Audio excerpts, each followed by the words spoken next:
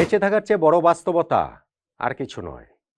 মৃত্যুর চেয়ে বড় সত্যও আর কিছু হতে পারে না। আর ক্রিকেট জীবন মৃত্যুর তুলনায় সেটা ভীষণ রকম তুচ্ছ।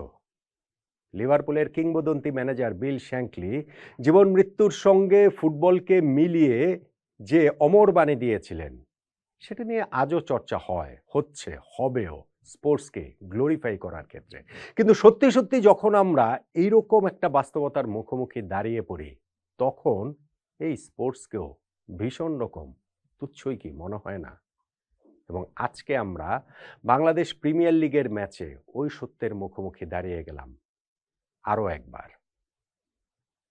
রাজশাহী ওয়ারিয়র্স এবং ঢাকা ক্যাপিটালসের যে ম্যাচ সিলেট আন্তর্জাতিক স্টেডিয়ামে হচ্ছে, ম্যাচ শুরু হওয়ার আধা ঘন্টা আগেও দলের সঙ্গে যিনি ছিলেন, হঠাৎ করে ঢাকা ক্যাপিটালসের সেই সহকারী কোচ মাহবুব জাকি অসুস্থ হয়ে পড়লেন। মাঠেই তিনি হার্ট অ্যাটাক করলেন এবং হাসপাতালে নিয়ে যাওয়ার পর জানা গেল তিনি আর আমাদের মাঝে নেই।